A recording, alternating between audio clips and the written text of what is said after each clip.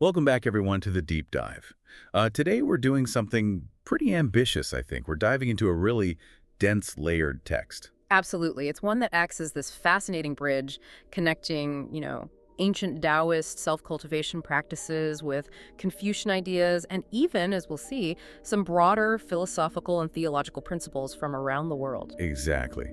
And our mission today, really, is to get under the skin of one incredibly potent concept, Cheng. That's spelled C-H-E-N-G. Now, it often gets translated as sincerity, maybe integrity. Right, those are the common translations. But what we're finding in these sources, especially one we're focusing on, is that Cheng is presented as something much bigger, almost like the operating system of the universe itself, the law of creation. That's the deep dive right there. We're focusing mainly on a specific chapter, the Duang Pin, from a text called the Tianjin Danshin Fa. Which translates roughly to the celestial immortal golden elixir heart method, quite a name. It is, and this Duang Pin chapter, it's all about the ethical and moral groundwork. It's positioned as the absolute prerequisite you need before you can even think about any higher spiritual work or achieving that golden elixir. And that's what makes this document so extraordinary, I think. It just refuses to separate the spiritual techniques from your actual moral character. They're completely intertwined. That's the core tension we really need to unpack today, isn't it? The text is basically saying, look, before you ascend, before you get anywhere near this golden elixir, you first have to master the art of being truly, well, real. So our focus, when we're sort of carefully reading these passages, is to extract the true nature of Cheng. Why is aligning your inner self with this principle considered the ultimate path? Not just personal harmony, but cosmic harmony. And crucially, how do we actually do that? What does that intense self-mastery look like in practice? Exactly. The sources actually describe this Dongpin framework as a blueprint for inner quality. It lays down this foundation that genuine achievement, and notice the character Cheng, meaning achievement or completion, is part of Cheng, sincerity. Ah, okay, I see the connection. Right. Genuine achievement is rooted in character. It's not just about having the right technique or being smart or knowing things.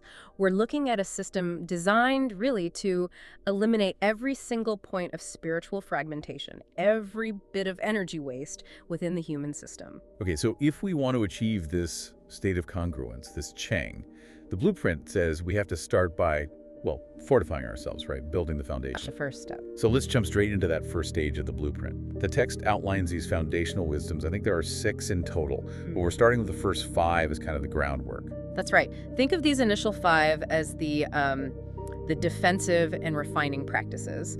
It's the essential work you have to do to clean the vessel, so to speak, before you can even attempt to contain the immense power of true cosmic sincerity, which is Jera Kun Cheng, preserving sincerity. We'll get to that one. Got it. Clean the vessel first. So let's begin. Okay. First wisdom, Qishen, holding oneself. The text describes this with some pretty strong language. The art of extreme, almost existential prudence. What exactly are the Taoists getting at here with holding oneself? Yeah, extreme is the right word. This isn't your everyday caution like, oh, remember to lock the door. This is presented as a state of the absolute highest level of vigilance. It's essential for survival, but specifically for protecting your innate nature, your Tian, which means heaven or nature, your core essence. So it's spiritual self-defense. Exactly. The sources really emphasize that we are constantly under siege, not just from external temptations, but from our own unconscious desires pulling us off course. It's an internal battleground first and foremost. And the analogies they use, wow, they're clearly designed to make the danger feel incredibly immediate, visceral. It's not just be careful. It's like you have to act as if you are, what was it, Ling Lin Shen? Ling Lin Shen. Yes, walking on paper-thin ice or standing right on the very edge of a deep abyss, a cliff. The slightest slip doesn't just mean you stumble, it means potential spiritual ruin, total disaster. Okay, that's intense. And there were others too, something about holding a full vessel. Right. Waqiying, Rujiyu. You must regard yourself as if you're holding a vessel that's brimming full of water right to the edge, or as if you're holding an incredibly precious, fragile piece of jade. The tiniest jolt, the slightest bit of carelessness, and boom, the integrity is lost. The water spills, the jade shatters. So constant, unwavering attention is required. Constant, but the most extreme analogy, the one that, for me, really drives the point home when you read these passages, is Xingshi Yu Liu. The rotten robe driving 6 wild horses. Exact. That image, it's instantly unforgettable, isn't it? And it feels like such a perfect, if maybe brutal, summary of the human condition before any kind of serious self-work. It really is. The 6 horses, they represent our complex desires, our senses, sight, hearing, smell, taste, touch, and the discriminating mind itself, all pulling violently in 6 different directions. Chaos. Pure chaos. And what's our control mechanism? What are we using to steer this chaotic mess? A sextile a night, a weak, decaying, rotten rope. That's our current, undeveloped, often fractured willpower. Wow, so the implication is, if that rope snaps. Your life, the chariot, if you will, is utterly destroyed. It crashes. The text is adamant. You must acknowledge this immediate, constant peril. Otherwise, you're operating under this dangerous delusion that you're in control when actually you might be just one impulsive thought, one careless moment away from self-destruction. Okay, that's a sobering starting point. Yeah. So if the danger is that extreme, how do we possibly shift from that state, from holding a rotten rope to something resembling mastery? The text gives a goal, right? Ne zui suan. Yes. Ne zhang wai suan. Inner master, outer flexibility. What does this inner master actually look like? How do you become that? The ne zhang part, the inner master, it's about recognizing and then activating your innate nature, your tian that we mentioned. The sources say ne tian er zengi. Your inner world has to be ruled by your true, sincere, heavenly nature. This provides an unshakable core, something non-reactive inside. This inner master dictates your internal state, your fundamental orientation. Okay, so it's about establishing this firm internal center rooted in your true nature. Precisely. But, and this is really crucial, it doesn't mean you become rigid or inflexible in how you deal with the world. That's the second part. The wai suan, outer flexibility. Right. And wai suan. Your actions out in the world, your interactions, they need to be adaptable. They should be informed by the actual circumstances, able to harmonize with the environment, to pivot, to adjust. It's not about forcing your will rigidly onto situations. So it's a balance. A strong, unwavering core, but with adaptable strategies for the outside world. Exactly. And the text even gives 4 conditions for this true master state. You need to be yen hu cheng. Read it in Sincerity, there's Sheng again. Wei Hu Shen, established in prudence or vigilance. Da Yu, informed by principle or reason. And Ming Yu Quan, clear on adaptable wisdom or situational judgment. So true prudence, this Qi Shen, isn't just passive avoidance. It's not about hiding away. It's about the active, flexible deployment of wisdom, but always guided by that sincere internal core. You've got it. The master learns to harness those 6 horses. They don't just let them starve in the stable, denying all desire. Instead, a desire that's aligned with your true nature, say, ambition for genuine service, becomes a powerful horse that the inner master can now guide effectively. But only if the rope, our will, our self-control has been strengthened, repaired from being rotten. Precisely. And that strengthening comes from these practices. Okay, so if we start to get a handle on the internal state, the next wisdom addresses probably the most common way we leak energy and create external problems, the mouth. Yes, Jian Q, sealing the mouth. The sources, as you said earlier, are absolutely relentless on this. Wei Kiku Gu. Very clearly. Yeah, it translates roughly as, only the mouth initiates shame, or improper speech is the main source of misfortune, humiliation, disgrace. In a world like ours, totally obsessed with public commentary, broadcasting every thought, social media, this feels like an almost impossible ideal, doesn't it? Seal the mouth. It's incredibly difficult. It's presented as the ultimate discipline, really, because speech is so directly connected to thought. And thought, as we'll discuss more later, is the very energy we're trying to conserve and align. Failing to Jian Q, to seal the mouth, it just wastes both your social capital and, more importantly, your vital spiritual energy. And the danger isn't just saying offensive things, right? The text uses that Zhuangzi analogy. Ah, yes, the shun musico yo go yijichan. This means? The tree on the mountain cuts itself down, the grease in the lamp burns itself out. Okay, explain that. A useful, valuable tree attracts a logger because of its timber. Its very usefulness becomes the cause of its destruction. Similarly, an oil lamp provides light, but in doing so, it consumes itself. So applied to us, our talents, our knowledge, maybe even our spiritual insights if we constantly flaunt them, show them off. We make ourselves targets. We attract envy, potentially malice, judgment. We essentially use our own valuable qualities against ourselves. We become the useful tree cutting itself down. Wow, that's subtle. Yeah. And it's not just the big boastful pronouncements, is it? There's that other metaphor, the ant's nest one. Right, that one's about the danger and the subtle, the microscopic verbal slip. Chuan bu fang ki fang ing feng ki wei lan ya. Okay, break that down. It says, a great river embankment, a dam, doesn't primarily fear the massive force of the river itself. What it truly fears is the tiny hole created by an ant's nest. That minuscule weakness, seemingly insignificant, can eventually cause the entire dam to collapse into a flood. So, small verbal slips, a bit of careless gossip, a thoughtless criticism, forgetting to keep a confidence, these are the ant mounds. Exactly. They seem tiny, harmless in the moment, but they can undermine trust, destroy relationships, ruin reputations, shatter your own inner peace. Catastrophic consequences from micro failures in speech. So when we're trying to, really understand these texts in our modern context with the email, messaging, everything, we have to look for those tiny ant mounds in our own communication. Are there specific types of speech the text explicitly warns against? The ones that really break the dam? Yes, it highlights two main categories, both stemming from ego, from a lack of that inner mastery we discussed. First, speaking with pride, the text says, "Gu yer jiao er dao ren jian qiaozi." If you speak from a place of arrogance or pride, people will scorn you, ridicule you. Right. It invites contempt because it's the ego demanding validation, puffing itself up. And second, speaking with showmanship or boasting, "Gu yer is swan er dao er en zhangjian." If you speak to show off, to flaunt your achievements or insights. People will become envious, jealous, maybe even actively try to harm you. Dian-zi implies causing trouble or sickness. Precisely. It provokes negative reactions from others. That's a really crucial distinction. Pride seems like it's mostly self-sabotage, making yourself look foolish. But boasting is more like external provocation, actively inviting trouble. Well put. And in our age, the age of the curated online self, both of these are practically default modes, aren't they? We're constantly seeking praise, which feeds pride, or broadcasting our successes, which is boasting.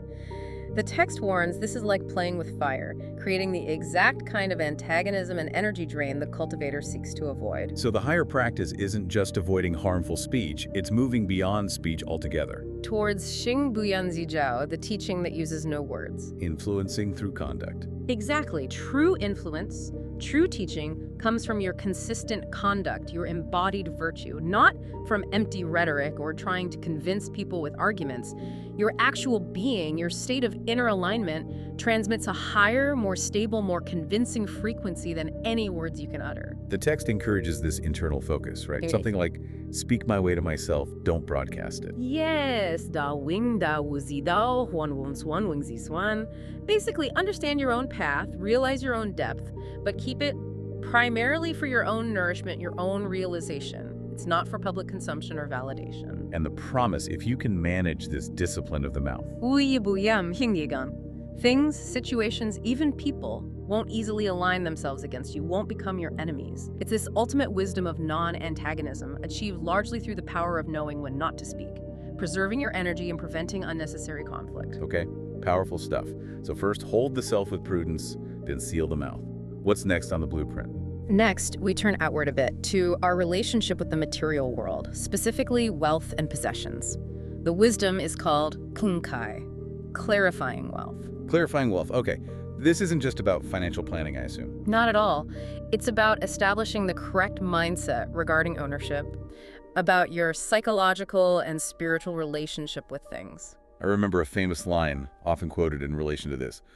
Wu wu er bu yu. That's the one. It means something like, utilize things, but do not be utilized by things. Be the master of your possessions, not possessed by them. So the goal isn't necessarily asceticism, getting rid of everything. Not necessarily. The ultimate goal remains consistent. Ben Zun. To preserve your true nature, to keep it intact and undefiled by external attachments or the anxieties that come with ownership. And the text used some pretty grim examples to show the danger here, don't they? Historical figures who got it wrong. They do. Stark, tragic examples.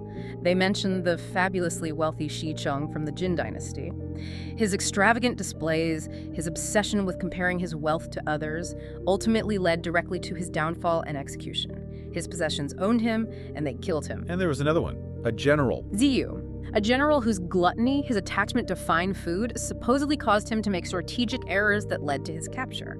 Again, a misplaced attachment this time to sensory pleasure derived from wealth, fragmented his focus, and invited disaster. So these aren't just like moral fables about being greedy. They're presented as practical examples of how attachment itself makes you vulnerable, fragments your self-control. Exactly. Misplaced attachment creates weak points, leaks energy, and invites external forces to destroy you. It breaks that qishan, that prudent holding of the self. And the most famous analogy for wealth itself in this context, the elephant one. Ah, yes, Shinkin-kin-Fankishan. The elephant has tusks, and because of those tusks, its body gets burned or destroyed. The tusks are ivory, incredibly valuable. Right. The elephant is hunted, killed, and its body often burned just to extract that treasure. Its greatest asset becomes the direct cause of its demise. Wealth, the text implies, is exactly like that. It's a treasure that naturally attracts hunters' danger, envy, complications, anxieties to its owner. So if we don't clarify our relationship with wealth, it ends up clarifying us as a target, essentially. You could put it that way. And this clarification, the king and King Kai, it really comes down to discerning the purpose of wealth. If just accumulating it is inherently dangerous, what should we be doing with it? And the answer is The true meaning, the proper use of accumulated wealth, is given as zhenshi. relief and charity, giving it away, basically. As for using it constructively, relief for those in need, charity, supporting worthy causes, maybe funding projects that uphold higher principles. If wealth isn't actively used for generating good in the world, for benefiting others, then you fall into the trap warned about by the Han Dynasty general Ma Yuan. He said if you just hoard it, you're nothing but a shgannu. A money-guarding slave. Ouch. It's harsh, but it captures the idea. If you're consumed by protecting your wealth, worrying about it, counting it, then it owns you. You're its slave. It has invaded your inner peace, stolen your spiritual freedom. It's become a thief operating inside your own mind. So the clarifying in King Kai is almost like a form of intense mental accounting, isn't it? Asking constantly, am I using my possessions, or are my possessions dictating my thoughts, my fears, my actions, my time? That's a great way to put it. This wisdom forces you, the learner, to confront the transactional, temporary nature of all material things. True wealth, spiritual wealth, is internal. Anything external must be treated as a tool, potentially useful for practicing virtue, but never ever the source of your internal security or identity. Okay. Hold the self, seal the mouth, clarify wealth. That brings us to the fourth wisdom, which sounds quite unusual. Naki. Yes, Naki, receiving ki, or maybe absorbing ki. This introduces a really radical practice, quite different from the others. It's about how you actively deal with incoming negativity from the outside world. Negativity like criticism, insults, aggression. Exactly. How do you absorb that, transform it, or neutralize it so it doesn't harm your inner state? The method proposed is cultivating inner emptiness. Emptiness, okay.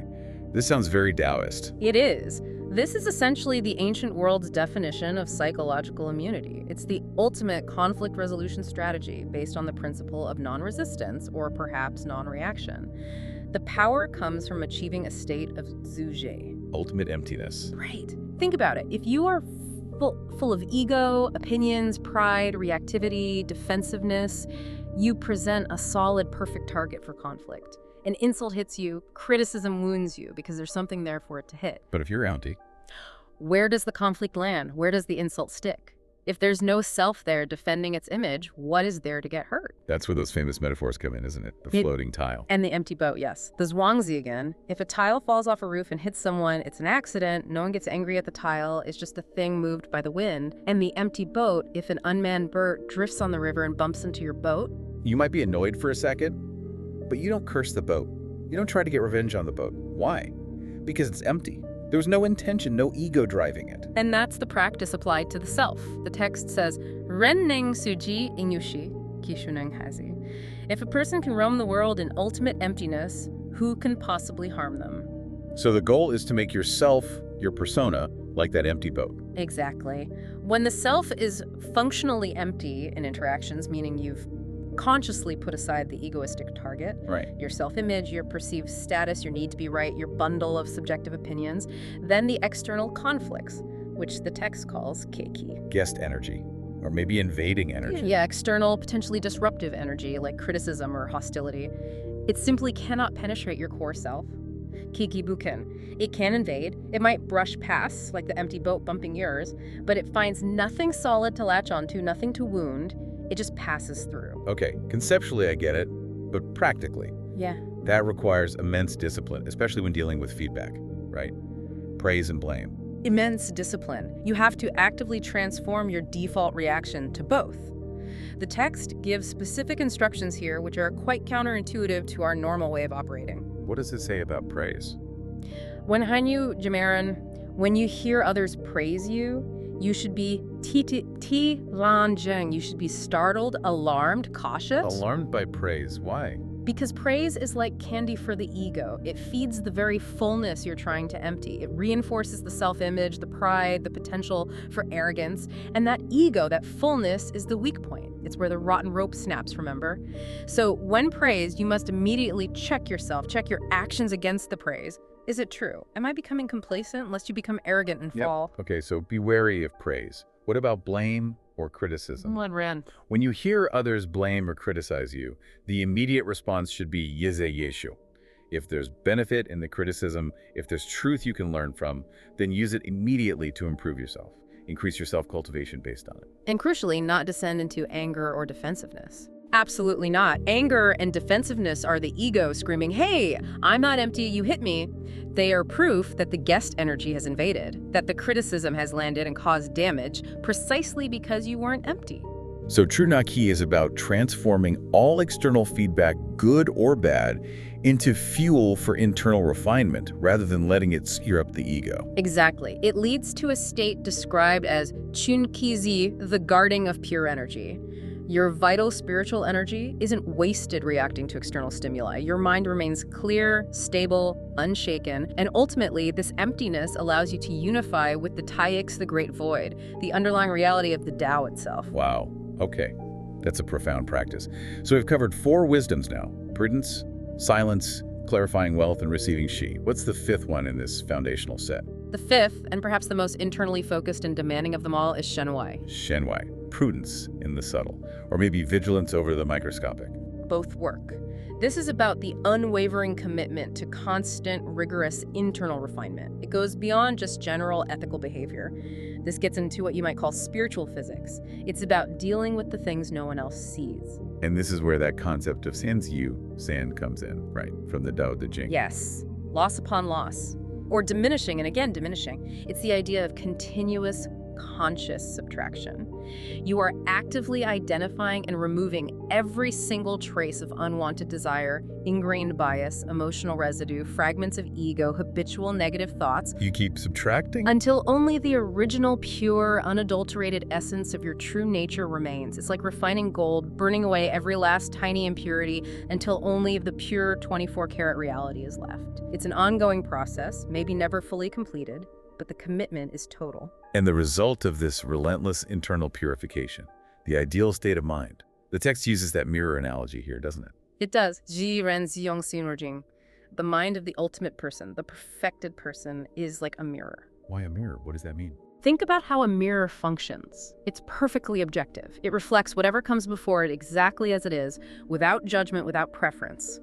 And crucially, ying erbukam. It responds without storing. Exactly. The mirror doesn't anticipate the image before it arrives. It doesn't cling to the image after it's gone. It doesn't add anything, doesn't subtract anything. It's pure presence, responding perfectly and appropriately to the reality of the moment, but without accumulating any subjective residue, any memory or feeling about what it reflected. That's a very high bar for the human mind. It is, and achieving anything close to it requires this Shenwai, this constant vigilance over the absolute microscopic, the incredibly subtle inner movements. Because the danger, according to these sources, lies entirely in those tiny flaws, the things we usually dismiss as harmless. Precisely. The seemingly harmless negative thoughts, the small biases we tolerate in ourselves, the fleeting moments of greed or judgment. The text uses these incredibly vivid images to show their power. Fukun Mitian. A tiny patch of skin obscures the whole sky. Right.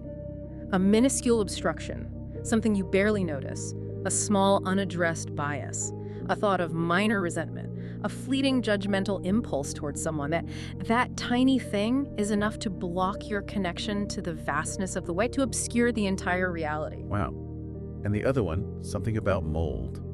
Wusang Chengjun, like invisible moisture, humidity in the air representing maybe unconscious desires, minor negative factors, things you're not even fully aware of, it can secretly, imperceptibly breed toxic mold. So these micro flaws, the tiny bits of insincerity or negativity, if you don't catch them and eradicate them immediately. They grow roots, they fester in the dark, they develop momentum, and eventually they lead to massive, uncontrollable failures. The text warns they can become jiufen, erbuchichi, arrogant and overwhelming, impossible to restrain. You lose control completely because you ignored the tiny seeds. This really emphasizes the need to analyze these things right at their inception, doesn't it, before they bloom? Absolutely. And this brings us squarely to the profound practice within Shenwei known as Shendu. Prudence in solitude. Being watchful even when alone. Yes.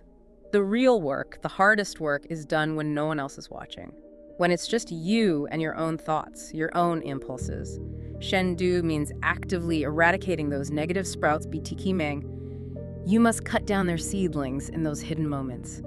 The ming-mings in the dim and unseen recesses of your own mind. Before they take root and start influencing your conscious life, your words, your actions. Exactly. You have to be your own most rigorous gatekeeper, catching these things at the micro level. If we connect this back to some of the Kabbalistic ideas we might touch on later, these accumulated micro flaws, these tiny fragments of insincerity or negativity, they sound a lot like what creates the Kelapod, don't they? The spiritual shells or debris that obscure the inner light. That is an absolutely perfect connection. The lack of Shenwei, the failure to practice Shendu, is precisely what allows the vessel to use that metaphor, to become perpetually clouded, broken, covered in these shells of negativity and wasted energy.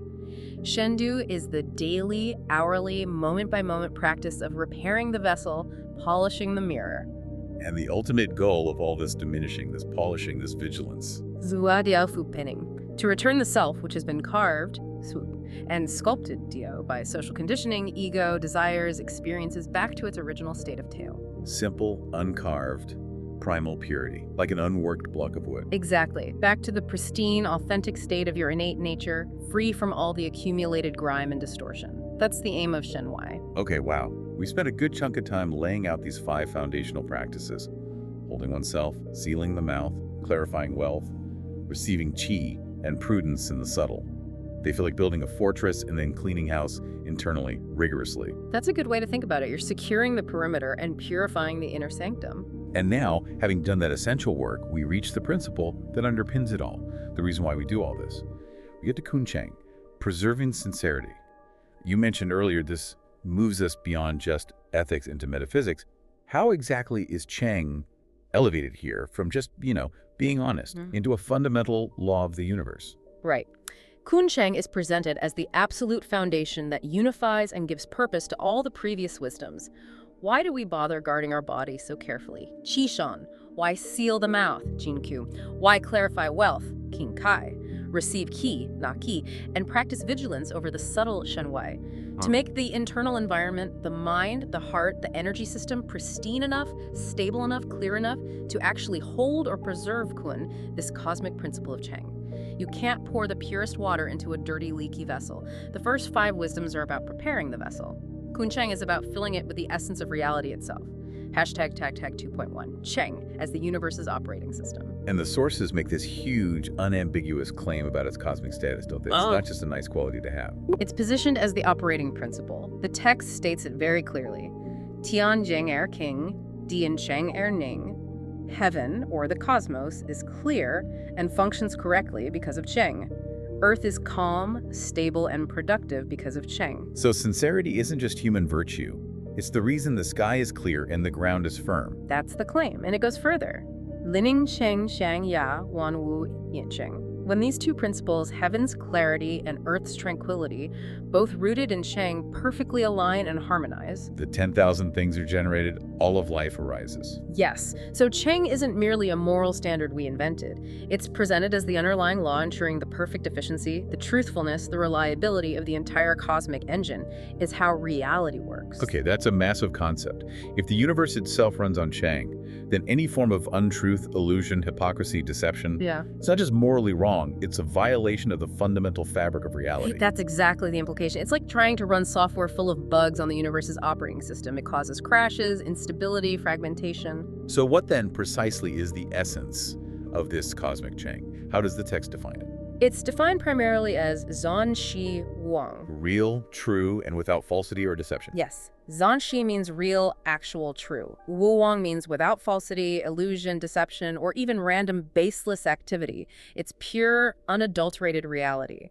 And its nature is described as formless, boundless, yet the source from which all form and order arise. Mang Shu Eru Kung Chu Hu, Wu Maku Eru Yun Jiang Shu. Which sounds very mystical. It points to something vast, indistinct, beyond easy grasp, yet absolutely foundational. It's the bedrock reality that underlies everything. The source from which all truth springs, all reliable processes flow like gravity or the orbits of planets. They function with perfect Cheng. Okay, that immediately raises the big question for us humans.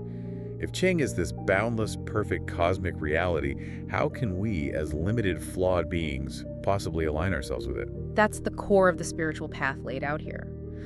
The human requirement, the text states, is to preserve Cheng, Kuncheng, within our own heart-mind. We need to ensure that our faculties, our heart or emotional center, our consciousness or perception, and our knowledge or intellect are all working in service of our innate nature, our Tangsing. Which is itself a spark of that cosmic Cheng. Exactly. Our innate nature is fundamentally aligned with the way, with Cheng.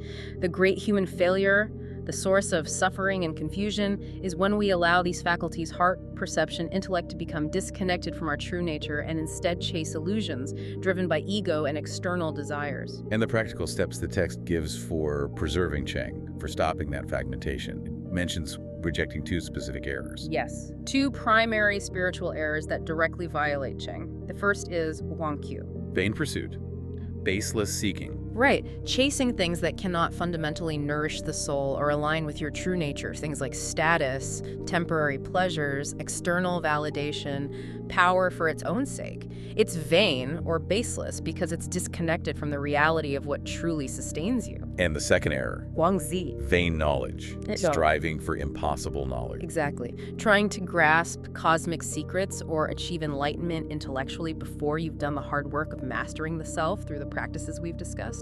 Trying to know things that are beyond your current state of being or capacity. It's vain because it's premature, ego-driven, and disconnected from the necessary foundation of self-cultivation. So both Wang Qi and Wang Zi are forms of internal insincerity because they betray the true needs and the actual capabilities of the self in the present moment. Perfectly put. They represent a misalignment with reality, a lack of honesty about where you are and what's truly important. Preserving Cheng requires a brutal honesty with oneself, confronting these tendencies towards vain pursuit and vain knowledge, and redirecting energy towards authentic self-cultivation and alignment with what is real. Hashtag 2.2, Cheng and trust. Okay, so if Cheng is primarily about this internal state of alignment with reality, what's the external consequence? The text seems to link Cheng very strongly with trust, trustworthiness, faith. Yes, the relationship is direct, but maybe not in the way we usually think about trust. The text insists that the person who embodies Cheng doesn't actively try to be trustworthy. They don't strategize about how to appear credible. So how does trust arise then? It arises naturally as an inevitable byproduct of their inner state. The Jins, the noble person, the cultivated individual who preserves sincerity, kunsheng, responds to things and people with that emptiness we talked about, naki, and with inherent sincerity, zexi kingu. And because their internal state is genuinely zengxi wu wang real, true, without deception, others naturally trust them. Foli chinya, wu jinzi. It's not that they are deliberately trustworthy, but that things and people spontaneously trust them. Exactly. It's a profound reversal of typical social strategy. Most people expend enormous energy trying to build a reputation, manage perceptions, convince others they are trustworthy. The Daoist approach says, forget all that. Focus entirely on achieving internal Cheng. Make your inner reality congruent with truth. And then, trust from the external world will follow automatically, effortlessly. Because people, maybe even unconsciously, sense the authenticity. They sense the alignment with reality. That seems to be the idea. You become reliable in the same way the natural world is reliable. We trust the sun will rise, the seasons will turn. Why? Because they operate with perfect inherent Cheng. The text uses this very analogy. Tiandi ryu bu yaner shin. Heaven, earth, the sun, and the moon do not speak, yet they are trusted. Their consistent, truthful functioning is their trustworthiness. That's Cheng in action, perfect reliability, born of perfect alignment with reality. And the lesson for us, if our lives are full of conflict, if people constantly seem to doubt our intentions or mistrust us, The problem isn't likely to be our communication strategy or our PR skills. According to this framework, the root problem is almost certainly a fundamental deficiency in our own Kun Cheng. Our external world, the way people react to us, is merely reflecting back our own internal fragmentation, our own lack of alignment with truth and reality. Fix the inner state, and the outer reflection will change. that's that challenging perspective. It puts all the responsibility back on oneself. Completely, it's radical self-responsibility. Okay, let's broaden the lens now. We've established Cheng as this incredibly deep foundational principle within the Taoist context of the Duangpin. But one of the really fascinating things you mentioned is how this concept seems to resonate almost flawlessly across other major ancient traditions. It suggests something universal is being tapped into here. Absolutely. When you start comparing, you see these remarkable echoes. It's not just a localized Chinese idea. So let's start by digging a bit deeper into the word Cheng itself. You touched upon the etymology earlier, the characters involved. Can we unpack that a bit more to really grasp its philosophical weight? Hashtag 3.1, defining Cheng through etymology. Yeah, looking at the character structure is really revealing. As I mentioned, Cheng is a compound character. On the left side, you have the radical yan. Which means speech, word, language, to speak or declare. Exactly. And on the right side, you have the character Cheng. Which means to complete, to finish, to establish, to achieve, to become. Right, so when you put them together, Cheng literally suggests something like speech that is completed, or making the word achieve reality, or the achievement of what is declared. Wow. So built right into the character is this idea of aligning the inner intent or declaration, yan, with the outer reality or achievement, Cheng, making your word become true. Precisely. That's why the source material, when we carefully analyze these sections, really emphasizes this alignment.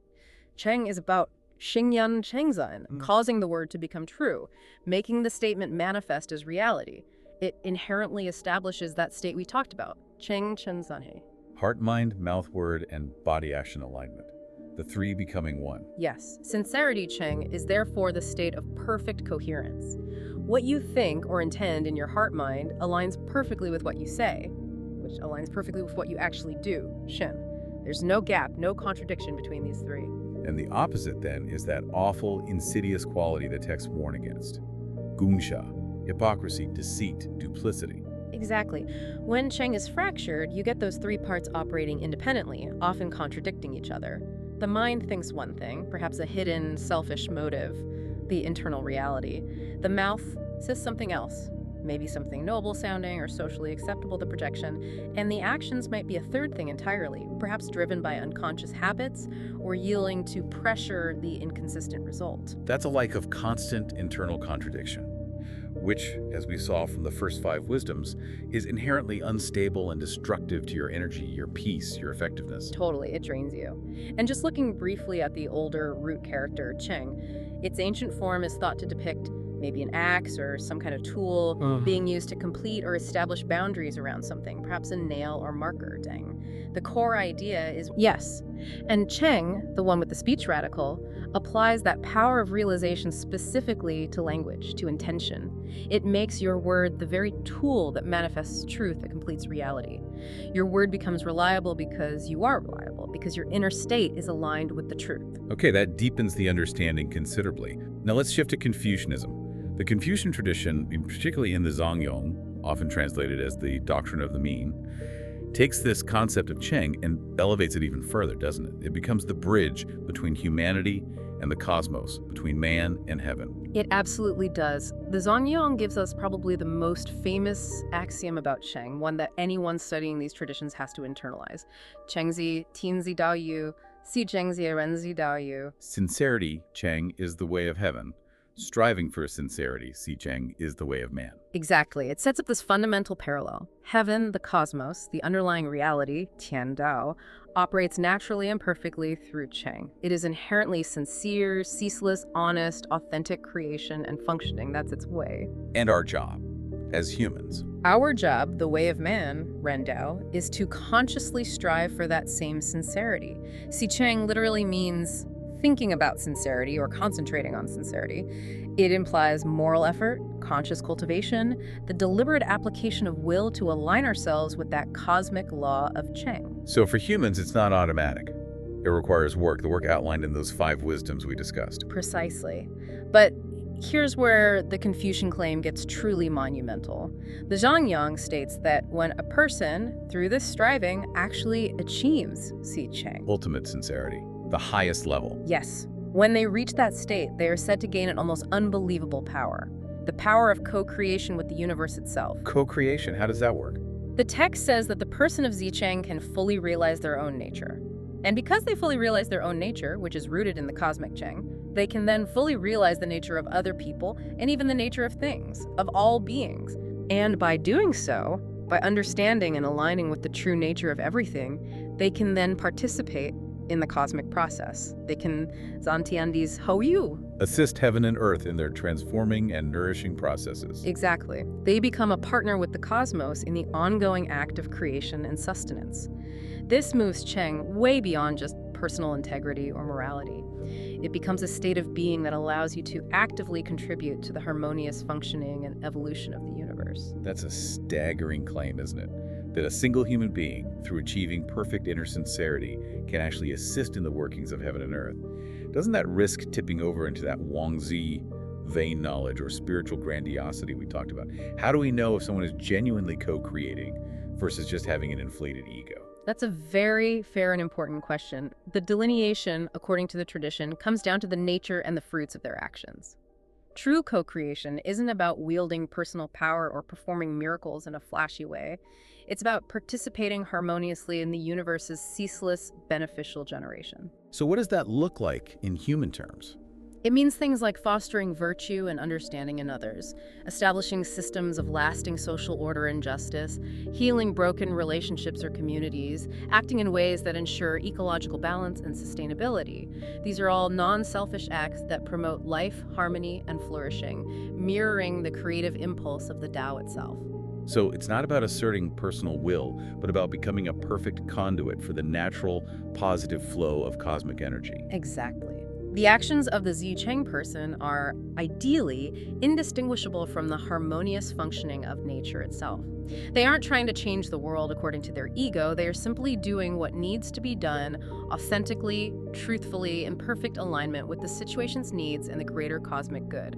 Their sincerity makes their actions inherently beneficial and effective. So in Confucianism, Cheng isn't just about completing a task, honestly. It's about becoming fully human, fully real, and through that, participating in the very process of existence itself.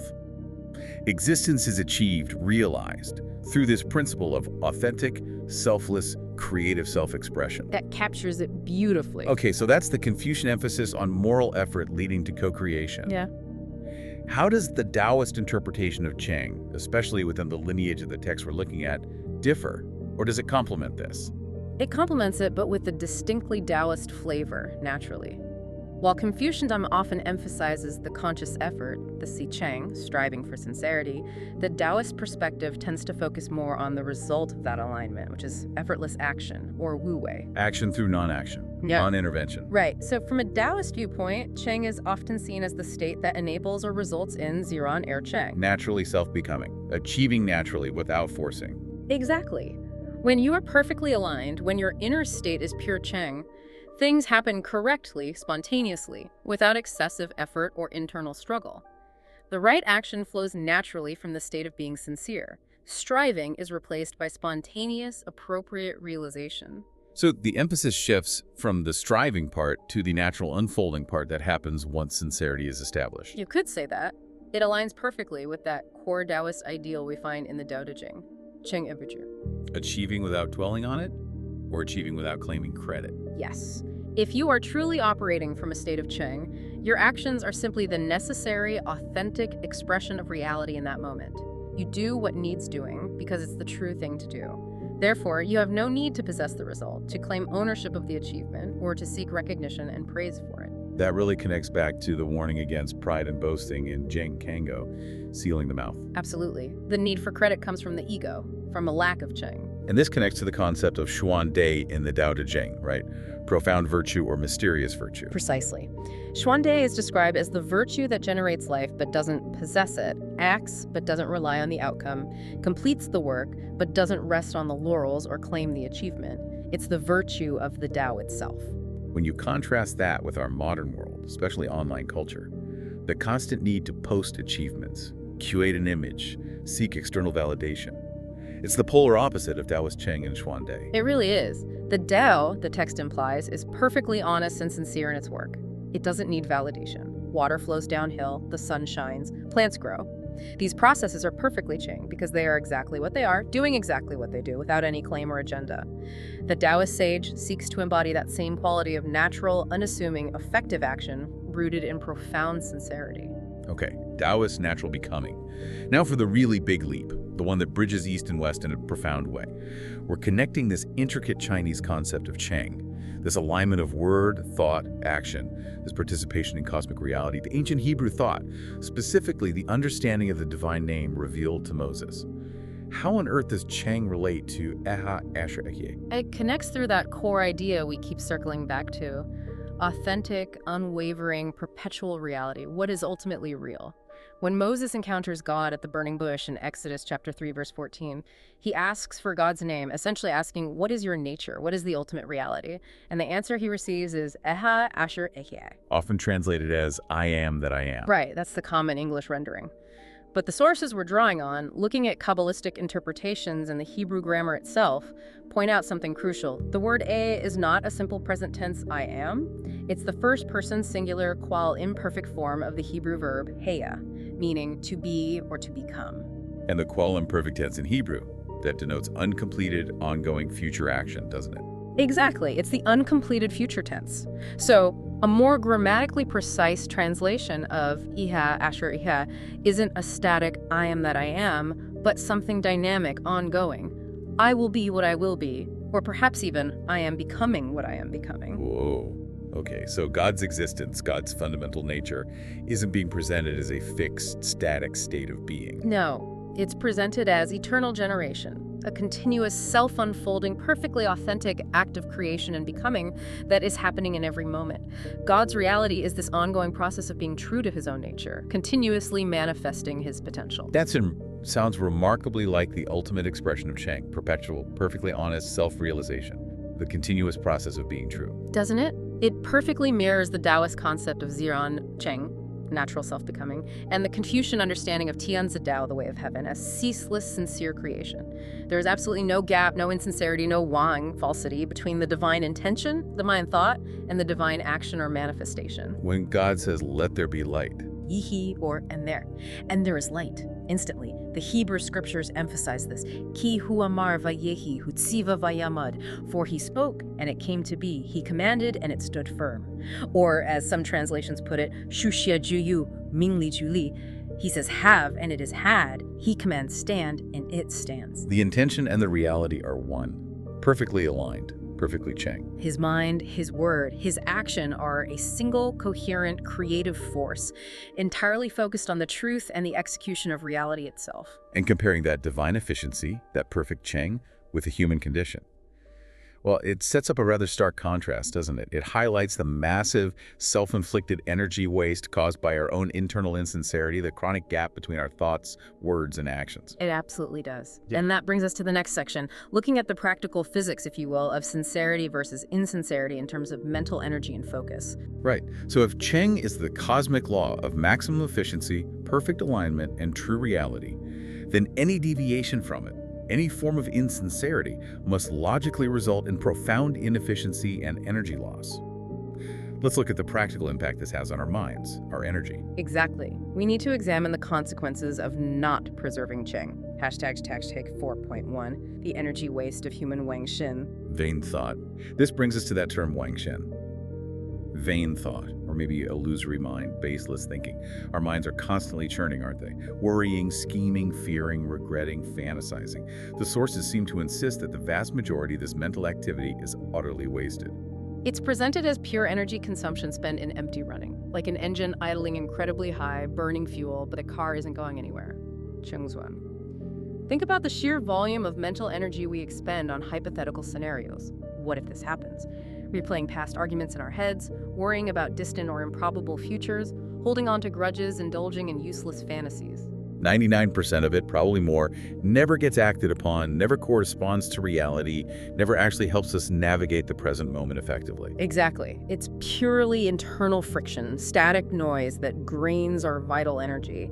And unlike, say, the divine consciousness, which in the theological model we just discussed, is entirely useful and focused maybe on maintaining cosmic order, sustaining life, whatever its function is. Our human consciousness, when it's operating in this state of Wangxin, is often driven by really impure, low-frequency sources, isn't it? The texts point to things like fear, selfishness, greed, jealousy, resentment, pride. All stemming from the ego, from that lack of alignment with our true nature. So we're using this incredibly advanced, sophisticated mechanism in the human brain, capable of incredible insight and creativity, and we're using it primarily to churn out useless, often self-destructive, low-quality noise. And this internal fragmentation, this chronic state of Wangxin, it's not just inefficient, it's actively dangerous, right? Because the mind has this power to shape reality, or at least our experience of it. Absolutely.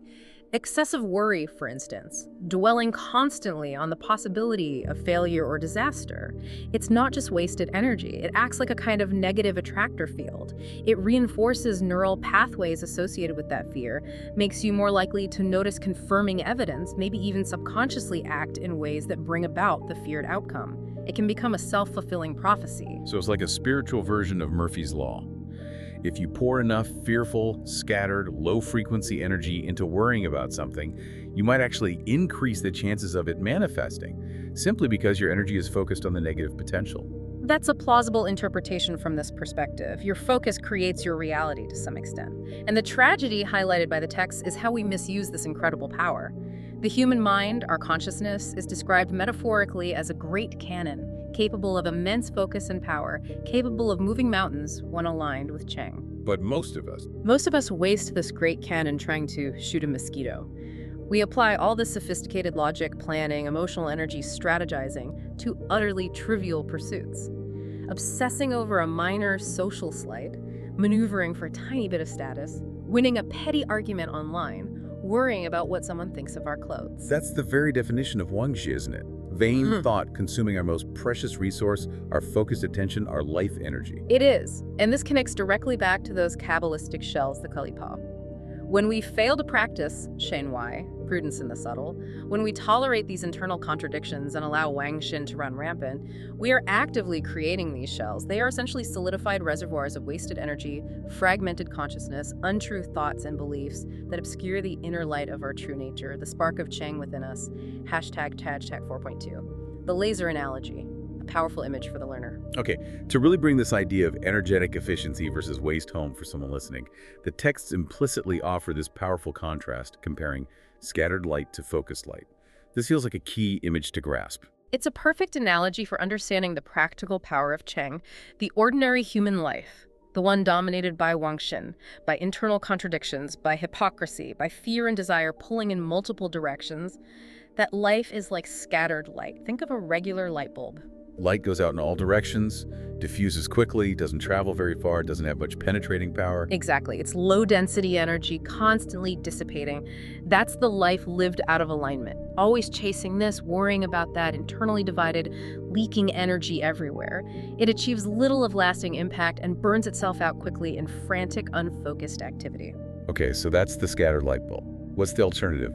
The life aligned with Cheng. A life perfectly aligned with Cheng, where thought, word, and deed are congruent, where the inner state is unified and true, Sanji Wang, where energy isn't wasted on internal friction or vain pursuits, that life is like a laser beam. Highly focused, coherent light. Yes. All the energy is moving in a single direction, perfectly synchronized. It's incredibly high-density energy. It has extreme penetrating power, can travel vast distances without dissipating, and can achieve effects utterly impossible for scattered light. So this is the spiritual physics of focus we were talking about. It is. When you eliminate the fragmentation, the internal contradictions, When you refuse to waste your precious life energy on Wangshen, the energy that remains becomes incredibly concentrated, coherent, powerful. The goal of all these practices, Qi Shen, Jingkou, Kankai, Naki, Shen Wai, is ultimately to eliminate the static and focus the beam. It's about raising your internal frequency, maybe, making it coherent, aligning it with the fundamental creative frequency of the universe, which is Cheng. That's a very good way to put it. When you achieve sincerity, Cheng, your energy becomes coherent, predictable, stable, and therefore powerfully effective in the world. You stop being a flickering, wasteful light bulb and start becoming a focused, penetrating laser. This really reframes the whole idea of spiritual power, doesn't it? Yeah. It's not about magic or psychic abilities or controlling external forces necessarily. It's primarily about achieving this state of profound internal coherence and integrity through the relentless elimination of internal contradiction. Exactly. When that inner master, Neizgim, is truly established and ruling through Cheng, all your available energy, mental, emotional, physical, gets deployed with laser-like focus towards truthful, effective, aligned action.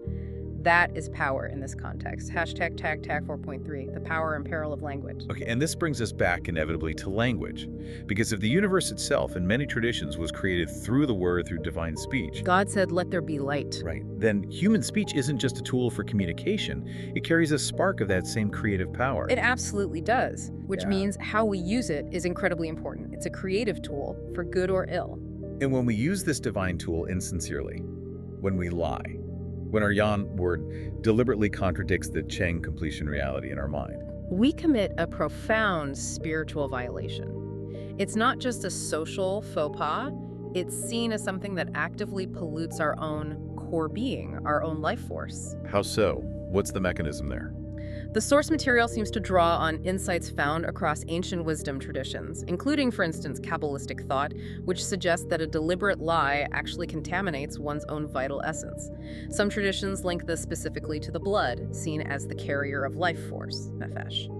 The lie introduces a vibration of untruth into your very being. Because it creates that fundamental fracture between the mind, which knows the truth, or at least its truth, and the word, which is supposed to be the agent creating reality. Exactly. The lie deliberately breaks that sacred unity. You are consciously using the godlike tool of creation, speech, to sow untruth, to generate illusion, to distort reality. In doing so, you inevitably pollute your own inner vessel, your own energy field. So lying isn't just deceiving others, it's an act of spiritual self-degradation, an act of violence against your own potential for Cheng. That's precisely the perspective. It's a fundamental betrayal of your own alignment with reality. You are actively choosing illusion over truth within your own being. And this inherent contamination, this self-inflicted wound, is why the Taoist text is so adamant that true spiritual practitioners, those serious about cultivating Cheng, must be incredibly careful about who they associate with, why they might refuse to engage deeply with habitual liars. Yes. It's not necessarily about judging the person, but about recognizing that habitual dishonesty demonstrates a fundamental lack of respect for truth, for reality, for life itself. It shows a deep misalignment with Cheng. How can you build a foundation for spiritual progress, which requires absolute truthfulness, starting with self-honesty, if your core interactions are based on illusion and deception? The foundation of the path has to be absolute truthfulness, both outward and perhaps even more importantly, inward. Because the universe, reality with a capital R, ultimately responds only to truth, not to our carefully constructed deceptions. Exactly. You can't fool the cosmos. You can only fool yourself and pollute yourself in the process. Okay, we've laid out the cosmic law of Cheng, the physics of alignment and energy focus, the power of language. It sounds incredibly compelling. But now we hit the really hard part, don't we?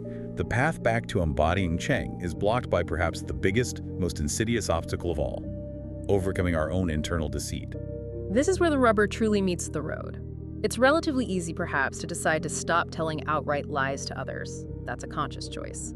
The far greater challenge is eliminating the constant stream of internal lies, rationalizations, and self-deceptions we tell ourselves, often unconsciously, every single moment, to justify our Wangzhen, our ego-driven desires and fears.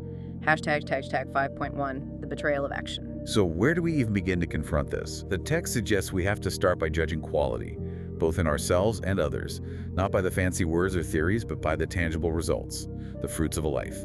The ultimate sign of a broken Cheng is the betrayal of action. Yes, Look at the behavior, not just the rhetoric. If you want to know the real quality of a teacher, a leader, a spiritual tradition, or even yourself, you have to ask, does the talk match the walk? Do the beautiful words actually land in reality? Do they manifest as consistent, ethical, constructive action? The source material uses that very stark, maybe controversial example concerning the spiritual leader Osho. Right. Regardless of the complexity or beauty of his philosophical teachings, the reports and allegations of serious, morally dubious actions, like the alleged poisoning attempts on villagers in Oregon, fundamentally undermine the perceived Cheng of the source. If the actions betray the principles, the magnificent words become hollow, divorced from reality. The vessel is shown to be broken, however ornate it appeared. And we see this kind of hypocrisy everywhere on smaller scales all the time, don't we? The parent yelling at their kid to be patient while stuck in traffic and screaming themselves. The leader preaching austerity and sacrifice while living in opulence. The health guru who smokes. The relationship counselor going through a messy divorce. The religious figure advising marital peace and reconciliation while being estranged from their own spouse. There's that ancient example sometimes cited from Jewish tradition about Tubal-Cain's wife Naamah seeking counsel from Adam. Adam, the first man. What was the story? According to the Midrash, she went to Adam seeking advice on how to reconcile with her husband, and Adam started giving her advice, but she supposedly cut him off, saying something like, "How can you possibly advise me on reconciliation when you yourself have been separated from your wife, Eve, for over a century?" Referring to the period after Cain killed Abel. Oof, that cuts right to the bone, doesn't it? It highlights the absolute necessity of personal embodiment. It does. Theoretical knowledge, however brilliant what the Chinese might call Shuang Tan Bing, discussing warfare on paper, is ultimately worthless, even potentially harmful, if it hasn't been personally internalized, lived, and manifested in your own being and actions. If you haven't integrated the principle, if it hasn't become part of your Cheng, you're just a conduit for words, maybe even misleading words, not an embodiment of truth. So the failure to land the wisdom, to make it luodi, touch the ground, be realized in practice, is the critical flaw. That gap between the proclaimed ideal and the actual behavior is the irrefutable evidence that Cheng is broken, that sincerity is lacking. True alignment, true Cheng, must ultimately manifest as being and doing, not just saying or knowing. Hashtag 5.2, the deception of the self. Okay, so the external betrayal in action is the evidence, the symptom. But the root cause, the internal source of this gap, is self-deception. The text implies this is the core human illness, our profound inability or perhaps unwillingness to see the wolf in sheep's clothing within ourselves. We are masters of rationalization, aren't we? Masters of dressing up our small, petty, selfish, fear-driven motives in grand spiritual or ethical language. I'm doing this for the greater good, when really I want power. I need to tell them this for their own benefit, when really I just want to gossip or feel superior. This goes right back to that ancient Greek imperative inscribed at Delphi, Nut thesauten, know thyself. Exactly. Which also resonates with the Confucian emphasis on self-reflection. The person who genuinely awakens, who begins the path of Cheng seriously, often has this shocking realization: I am the problem. I am the hypocrite. I am the wicked pharaoh described in scripture, enslaving my own higher impulses. I am the fool who ignores wisdom. The primary antagonist isn't usually someone external, it's the unexamined, insincere parts housed within my own psyche. And this pervasive self-deception is what allows us to perpetuate that massive energy trap we talked about earlier, using the great cannon to shoot mosquitoes. Right. We continue to pour our incredible, complex mental and emotional machinery into chasing utter trivialities because we've convinced ourselves they are important. We spend weeks plotting office politics for a minor promotion, agonizing for hours over a negative comment online, dedicating huge energy to maintaining a false social image. All because we haven't honestly confronted the vanity wang of these pursuits. It's the tragic fall described in so many traditions, isn't it? The fall from potential divinity to base materialism. We were created, the text suggests, in the image of Cheng, with the potential of a prince or princess capable of that co-creation we discussed. Yes, inherently noble, aligned with truth.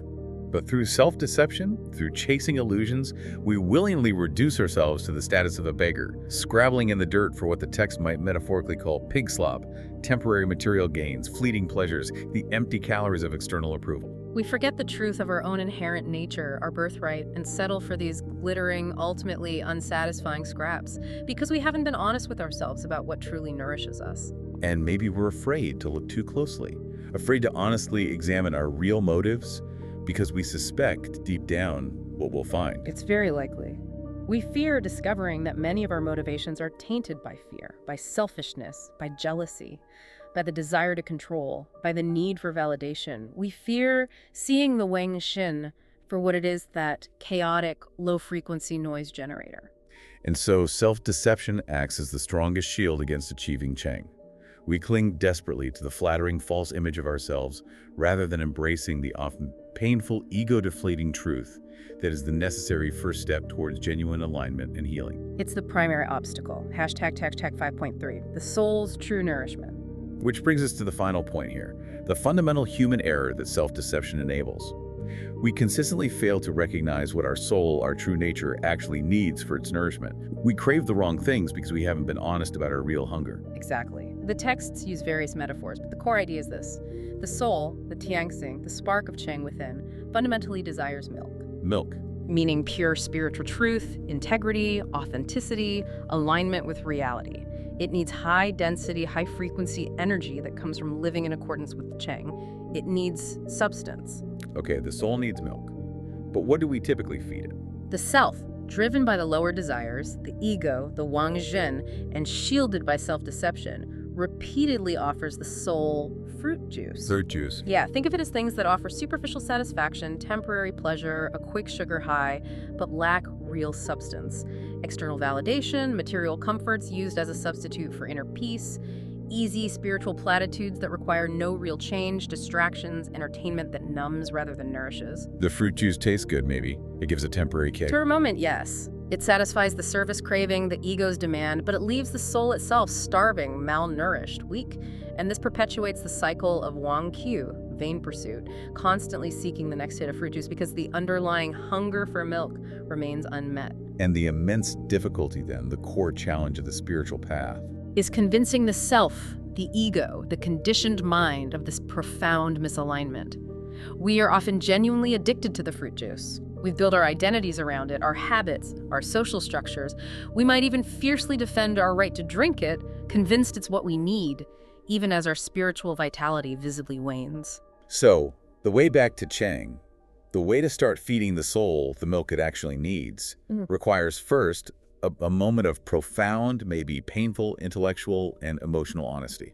Absolutely. It requires piercing through the self-deception. Which leads to the final call to action. Really, it sounds like it's simply this. Stop deceiving yourself, now. That's the starting point. True healing, true alignment can only begin when we first admit the sickness. As long as we maintain the illusion that we are healthy or that our fragmented, fear-driven, fruit juice-seeking motives are actually pure and aligned, we cannot be healed. We remain stuck. We remain a scattered light bulb, not a laser beam. Exactly. The potential for power, for integrity, for Cheng remains unrealized until we consciously, deliberately choose the nourishing milk over the tempting fruit juice, even if the milk seems less appealing initially to the addicted palate. That choice requires brutal self-honesty. And when you finally achieve that honesty, when you stop lying to yourself, you immediately begin to stop wasting energy defending the lies. And that freed up energy can then be redirected, focused back towards cultivating true Cheng, aligning with the reality of continuous, self-becoming creation. It's the beginning of the return journey. #tag out true right. Well, okay. This deep dive into Cheng has certainly taken us on quite a journey from, basic principles of self-defense and ethical conduct all the way to cosmic co-creation and the physics of consciousness. We've really tried to analyze, through that Dongpin blueprint, the specific mechanics of how one might repair the spiritual vessel, as you put it. Yes, we've seen how Cheng is presented not just as personal integrity, which is how we usually think of sincerity, but as something far grander, the fundamental cosmic law of true, creative, non-illusory self-realization. It's reality itself. And those wisdoms we explored, Qishan, Jiangqiu, Kankai, Naki, Shenawei, they provide this incredibly practical, if demanding, framework for clearing away the obstacles. For repairing the color pot, Yeah. those spiritual shells and fragments caused by our internal insincerity, our Wang Jin, our addiction to fruit juice. Exactly. They are the preparatory work for achieving and preserving Kuncheng. So the big takeaway then, for you listening, for the learner engaging with these ideas, seems to be this. True spiritual energy, genuine effectiveness, real power in the sense we've discussed it, comes fundamentally from alignment, internal alignment. It's all about coherence. When your thoughts are pure, focused, truthful. When they are congruent with your words. And when your words are congruent with your actions, you stop wasting phenomenal amounts of energy in that internal friction, that empty running. And you start operating at the high density, the high frequency of creative reality itself. You move from being the scattered light bulb to having the potential of the laser beam. Sincerity, Cheng, therefore, isn't just a moral nicety. It's the key to efficiency, the root of genuine power, and the path to participating harmoniously in the universe. To participate in the way of heaven, Tianzi Dao, is simply, profoundly, to be true, to be real. Okay, so as always, we want to leave you with a final provocative thought for your own reflection, something to mull over, building on everything we've unpacked today. If the way of heaven is Cheng, this continuous, perfect, honest creation, true and without falsity, then consider this for yourself today, right now. What is the single most untrue thought, word, or action, however small, however subtle, that you can consciously choose to eliminate?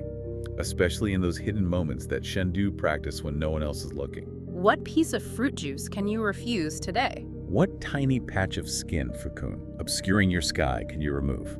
What internal lie can you stop telling yourself? Because according to these texts, that single act of immediate, maybe uncomfortable but brutal honesty, that is where the active process of Kun Cheng, of preserving sincerity and raising your personal frequency, truly begins.